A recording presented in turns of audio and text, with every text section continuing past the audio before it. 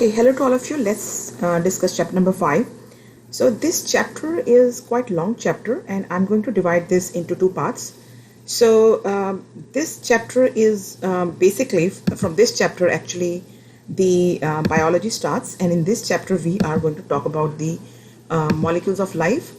So first of all, so these are the molecules of life, which includes your proteins, carbohydrates, lipids, and nucleic acids.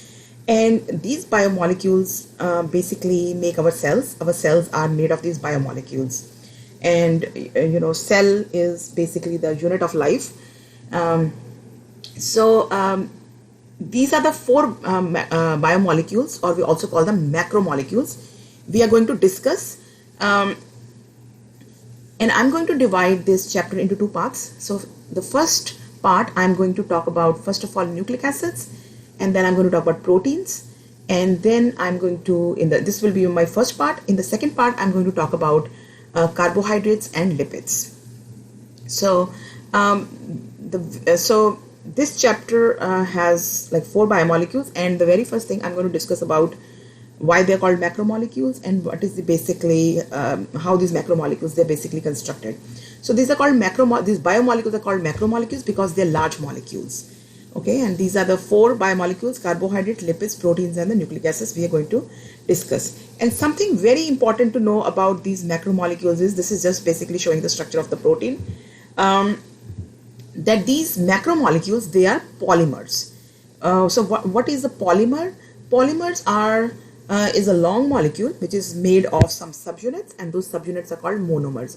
So monomers are the monomers are the subunits of the polymers. So monomers are the subunits of the polymers. Okay, so out of these four biomolecules, carbohydrates, proteins, and nucleic acids, they are polymers. Lipids are not polymers. So this is something very important to know. Lipids are not polymers, which means that they are not made of repetitive subunits or the monomers. So lipids are not made of repetitive subunits, so they are not polymers. But carbohydrates, proteins, and nucleic acids, they are the polymers, which means they are made of repetitive monomers. And how these polymers are made? So basically these polymers are made by the joining of the monomers. And how these monomers are joined? They are joined by some reactions which are called dehydration reactions. So as you know, the word dehydration means removal of water. So how these monomers are linked with each other? They are linked with each other by the reactions called dehydration reactions, and in those reactions there is a loss of water molecules, and the loss of water molecules leads to the formation of a covalent bond between the subunits. So this is very important to know, that these monomers, they're linked to each other by covalent bonds, and covalent bonds are the strongest bonds. So you can see here, this is this is like a short polymer, and this is one monomer. This is the second monomer. So this monomer loses hydrogen, this loses OH. So together they lose a molecule of water. And that results in the formation of a bond between this monomer and this monomer. And this bond is a very strong bond, and they are called the covalent bonds. So this is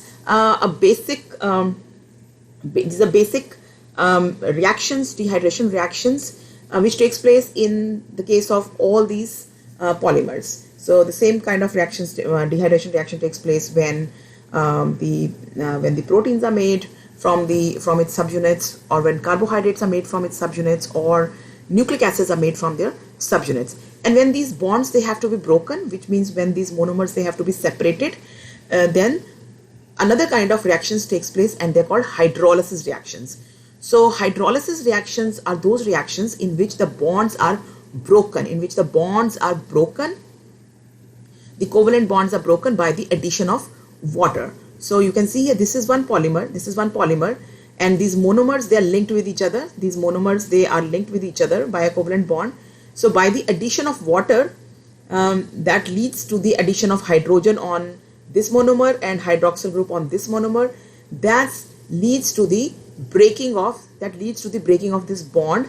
This leads to the breaking of this bond. So these reactions are called hydrolysis reactions. So these reactions takes place by the addition of water, and that leads to the breaking of these bonds. So this is the basic reactions. These are the basic reactions which takes place, which leads to either the joining of the monomers, or it leads to the breaking of these polymers. So dehydration reactions join these monomers and results in the formation of polymers, and hydrolysis reactions leads to the breaking of bonds. Hydrolysis reactions leads to the breaking of the bonds. Hydrolysis reactions leads to the breaking of the bonds by the addition of water molecules. So now I'm going to discuss about first of all, the first biomolecule I'm going to talk about is the nucleic acids, and then I'm going to go to proteins, and then I will be discussing about carbohydrates and lipids. So basically, why I'm following this order? So let's first of all go to nucleic acids. So this is a very big PowerPoint, and I will go over all the important things with you guys. And this is basically the first chapter of biology. Okay, so why I'm following this order? This order is being followed because nucleic acids, there are two kinds of nucleic acids, DNA and RNA, and they are the ones which are actually coding for the proteins. Okay, so we will be discussing in this course about transcription, translation, and you will see that it is the information which is there in the nucleus. So there is the information in the nucleus in the form of DNA which codes for proteins. Okay, so something very important to know is proteins are the real players in the cell. Okay, so cell is the functional unit of life, and cell is like a machinery, and it is being run by proteins. So it's the proteins which are doing majority of the functions in the cell. Okay, and these proteins, what kind of a protein will be made? That information is there in the nucleus, because in the nucleus we have our chromosomes, and these chromosomes, they are made of DNA. And this, so on the chromosomes we have genes. So on the chromosomes we have genes, and these genes are made of DNA, and the information is there in the DNA what kind of protein will be made. And proteins are the real players. They are the ones which are doing majority of the functions in the cell. So there are two kinds of nucleic acids, DNA and RNA. And DNA, basically our genes are made of DNA, and the information in the DNA is first of all converted into mRNA or messenger RNA, and then that information from the mRNA is converted into proteins. So this is called central dogma. So this is the way the information flows. This is called gene expression. So the information is there in the DNA. By the process of transcription, the information, so you can see here, this is the nucleus. In the nucleus there is DNA. So first of all, the information from the DNA is converted into mRNA by the process of transcription, and then this mRNA moves out of the nucleus. So this is DNA. This is DNA in the nucleus, and the information in DNA is converted into mRNA by the process of transcription, and then this mRNA moves out of the nucleus, and then it goes and sits on the ribosomes. And on the ribosomes, this information which is there in mRNA, which is coming from the DNA actually, is coded into or converted into proteins, and that part is called translation. So this is the way the genetic information flows from DNA to RNA to proteins. So these nucleic acids, we are going to talk about two different kinds of nucleic acids, DNA and RNA. These nucleic acids, they are polymers, and they are called polynucleotides. Okay, so nucleic acids are polymers, as I just explained what polymers are. So nucleic acids are polymers, and they're called polynucleotides, or they're called polynucleotide chain, which means that the monomer or the subunit of nucleic acid is called nucleotide. So it's very important for all of you to know in every biomolecule what is the monomer and what is the name of the bond which connects these monomers. So DNA is a polynucleotide. DNA and RNA, they are polynucleotides. They're polymers of nucleotides, and they are made of monomers called nucleotides. And every nucleotide has three parts. It has a pentose sugar, it has a nitrogenous base, and it has one phosphate group.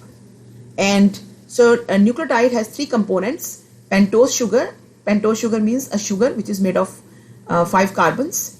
It has a nitrogenous base and it has a phosphate group. And the portion of nucleotide, if we remove phosphate from the nucleotide, then it is called a nucleoside. So nucleoside is basically a sugar, pentose sugar with nitrogenous base. So let's discuss about, we need to discuss about these three components of nucleotides. So phosphate group is basically a functional group which we studied in last chapter number 4, and phosphate group has a negative charge on it. Because of the negative charge on phosphate group, DNA is negatively charged.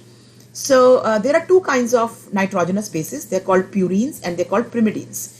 Purines include adenine and guanine, and they have basically a 6-membered ring fused to a 5-membered ring. So these purines, they're double ringed structures.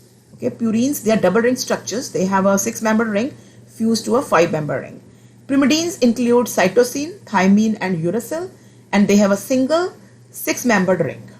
Pyrimidines, they include cytosine, thymine, and uracil, and they have 6-membered ring. They have only one ring. So basically, I hope you guys will be knowing that in DNA there is thymine, and instead of thymine in RNA there is uracil. And there are two basically the third component in these nucleotides is pentose sugar, a sugar made of 5 carbons. In DNA the sugar is called deoxyribose, and in RNA the sugar is called ribose. So now let's see the structure of these nitrogenous bases as well as the sugars. So you can see that this is a sugar in DNA. This is a sugar in DNA. This is called deoxyribose, and this is a sugar in RNA. This is called ribose sugar. So both these sugars, they are pentose sugars, which means they have 5 carbons in them.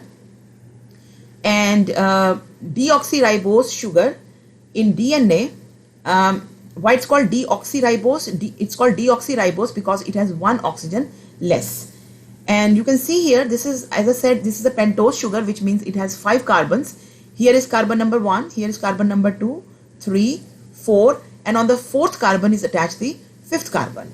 And you can also see that here these carbons are labeled as 1 prime, 2 prime, 3 prime, 4 prime, and 5 prime. So why they are labeled as 1 prime, 2 prime, 3 prime, 4 prime?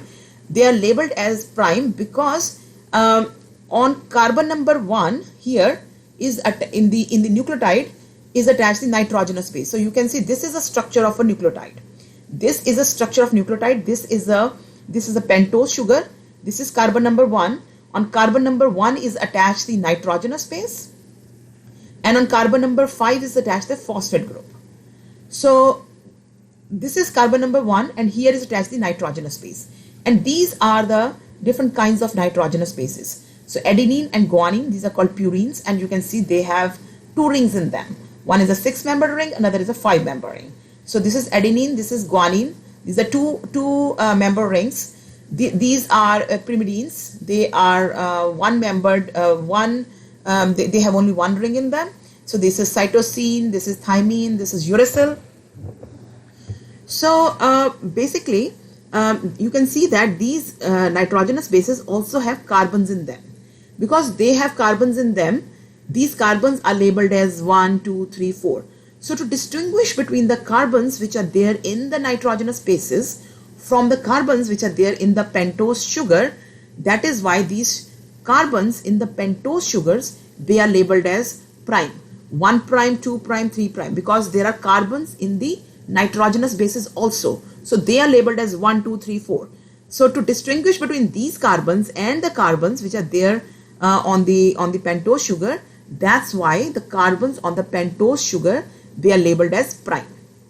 Okay, so this is the basic structure of a nucleotide. This is the pentose sugar with 5 carbons. Here is attached the nitrogenous base, and on carbon number 5 is attached the phosphate group.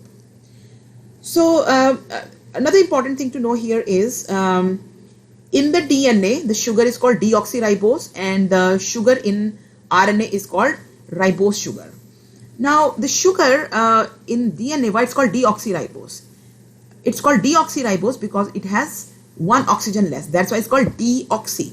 So you can see here, if we compare this sugar with this sugar, so this is the sugar present in RNA, this is the sugar which is present in DNA. So you can see here, in the sugar in RNA there is a OH group, but in the DNA there is H group, which means that one oxygen is less here. So that's why the sugar in DNA is called deoxyribose sugar, and the sugar in RNA is called ribose sugar.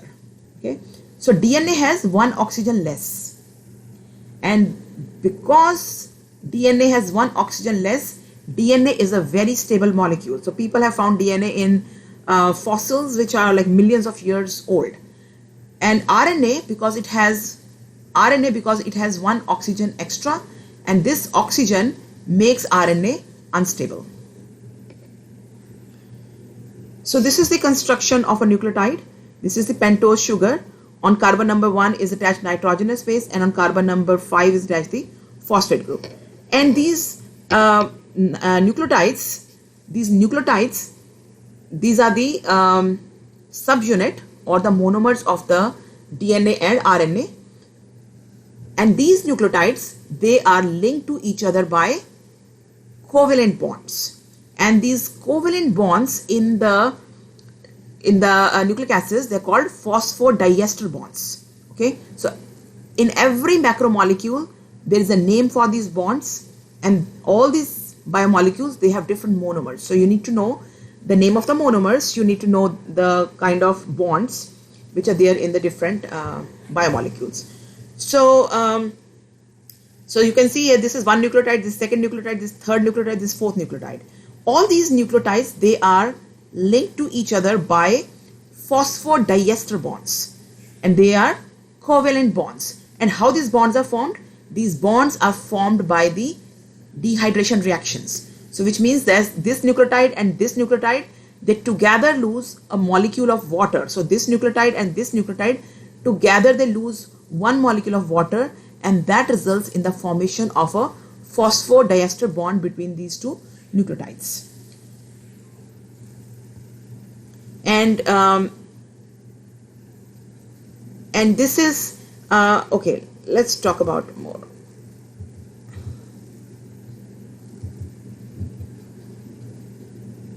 And these phosphodiester bonds, basically they form the backbone of the strand of the DNA. So DNA, as you know, it's double stranded. So DNA has 2 strands. So one of the strand and the 2 strands of DNA, they are anti-parallel. So what does that mean? Let's go back and see here. So as you can see here, that these are the nucleotides. So these are the nucleotides. These are the nucleotides which are linked to each other. And you can see that the orientation of these nucleotides is such that all the phosphate groups face this side. Okay, all the phosphate groups face this side. So this is one nucleotide, this second nucleotide, this third nucleotide, this is fourth nucleotide. So all the phosphate groups face this side. So this end is called 5' end, and this end is called, because all the on the 3' end is a hydroxyl group. So on the 5' end is phosphate group, and on the 3' end there is a hydroxyl group, OH group. So in this strand, all the 5', all the phosphates face this side. So this end of the DNA strand is called 5' end, and this end is called 3' end. Okay, so this is 5', this is 3'. As I just said, the 2 strands of DNA, they are anti-parallel in nature. So anti-parallel means if one strand is, let me show you here. here.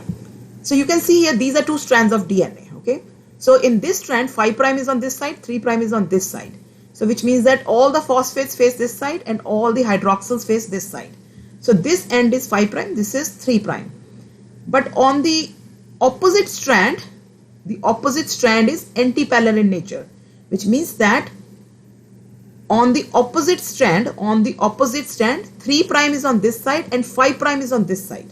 So 3 prime on this side means hydroxyl group is in this strand. The nucleotides are arranged or oriented in this way that all the hydroxyl groups face this side and all the phosphate groups face this side. So this strand is 3 prime to 5 prime. So this is what is meant by the anti-parallel nature of the two strands of DNA. So if this is, if on this strand 5 prime is on this side, 3 prime is on this side, on the opposite strand 3 prime is on this side and 5 prime is on this side. So this is what is meant by the anti-parallel nature of the two strands of DNA. And the two strands of DNA, they are linked to each other by complementary base pairing rules.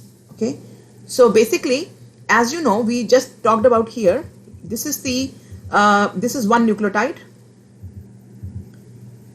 this is one nucleotide, this is the pentose sugar, and this is the nitrogenous base on 1 prime, and on the 5 prime is the phosphate group, and on the 1 prime is a nitrogenous base. So in every nucleotide, nitrogenous base is going to be different, right? Because there are 4 different kinds of nitrogenous bases, A, T, C, G. In RNA, there is no thymine, but they have uracil. So if you look here,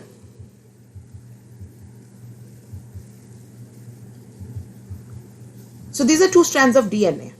Okay. So on the basis of the complementary base pairing rules, if there is a G here, on the opposite strand is going to be C. Okay. So G always links with C, A always links with T. So these are called complementary base pairing rules. So the two strands of DNA, they are linked to each other by complementary base pairing rules. On the basis of these rules, A always links with T and C always links with G. And these nitrogenous bases, they are linked to each other by hydrogen bonds. Okay, so the two strands of DNA, they are linked to each other by hydrogen bonds, and hydrogen bonds are very weak bonds. They are very weak bonds. Okay, so this is the structure of DNA. So so some of the very important things to know about the structure of DNA is, number one, the nucleotides, they are linked to each other by phosphodiester bonds. Phosphodiester bonds, they are the covalent bonds. Covalent bonds are very strong bonds. And how these phosphodiester bonds are formed? These phosphodiester bonds, they are formed by dehydration reactions, which means two nucleotides together lose a molecule of water, and that results in the formation of a bond between these nucleotides. So these bonds are called phosphodiester bonds. So these phosphodiester bonds, they form the backbone of DNA. And as you know, DNA is double-stranded. There are two strands of DNA. Okay. So the two strands of DNA, they are anti-parallel in nature. These are the two strands of DNA, they are anti-parallel in nature. If in one strand 5 prime is on this side, on the other strand there will be 3 prime on this side. If 5 prime is on this side, on this strand, the opposite end will be 3 prime. And if you look on the opposite strand, if this is 3 prime here, on the opposite strand it's going to be 5 prime. So this is what is the meaning of anti-parallel nature of the two strands of DNA. And third very important thing to know about DNA is that the two strands of DNA, they are linked to each other by hydrogen bonds. Okay, the two strands of DNA, they are linked to each other by hydrogen bonds, and hydrogen bonds are very weak bonds, and they are linked to each other by complementary base pairing rules. And according to the complementary base pairing rules, A always links with T and C always links with G. Okay, A always links with T and C always links with G. Okay, and this is basically showing RNA. So so there are some differences between DNA and RNA. DNA is double-stranded, RNA is single-stranded. So this is shown you There are different kinds of RNAs. We will talk about them in detail in our upcoming chapters. There is a mRNA, messenger RNA. There is a tRNA, transfer RNA. There is a rRNA, ribosomal RNA. And these RNAs, they're single-stranded. And you can see that this is one single strand. This is one single strand of RNA. And you can see how in one strand how these nitrogenous bases, they are linked to each other by hydrogen bond. So this is called basically linking of the nitrogenous bases in only, this is just one strand. This is called looping. So you can see how the tRNA, so tRNA is not double stranded, tRNA is single stranded. tRNA is single stranded. And you can see in the single strand, so in the single strand how these nitrogenous bases, they are linked to each other. Another important difference between DNA and RNA is RNA has sugar, ribose sugar, and DNA has sugar, deoxyribose sugar. And third is in DNA there is thymine, and in RNA instead of thymine there is uracil. So that's all about nucleic acids you need to know at this point. We will be talking about nucleic acids in more, not nucleic acids, but how actually information flows from DNA to RNA to proteins in the upcoming chapters. And now the second macromolecule I'm going to discuss is proteins. Okay, so it's very important to understand the structure of proteins. Okay, I think I'm going to make a separate video on proteins because protein is a very important topic. So let's keep only nucleic acids in this video.